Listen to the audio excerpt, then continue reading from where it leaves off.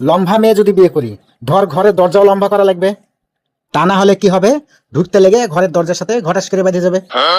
আবার যদি খাটো মেয়ে বিয়ে করি, তাহলে ধর যে আরেক জ্বালা। তখন কি করতে হবে, পায়ের তলে লম্বা দেখে টুল দেওয়া লাগবে। তা না হলে কি হবে, ওই কাপড় শুকানোর সময়তে হাতে পাবে না। কি যে করবো রে বন্ধু, আমি কিছুই বুঝতে পারছি না। আমার মাথাটা এই চিন্তাতে ঝালাপালা হয়ে গেল।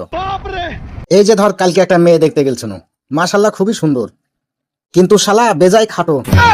আবার ধর যে পরশুদিনকে একটা মেয়ে দেখতে গেলছিল, ওই মেয়েটাও বেশ সুন্দর, একবারে ঠিক নায়িকা ঐশ্বরিয়ার মতো। তাহলে ওটা কি বিয়ে করে লিতিক?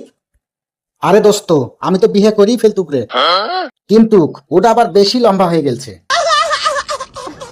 এই দুই জায়গাতে মেয়ে দেখতে যায় আমার এক এক করে 2000 টাকাই লস। আবার মনে কর চিকন মেয়েকে যে আমি বিয়ে করব, ই ধর আরেক জ্বালা।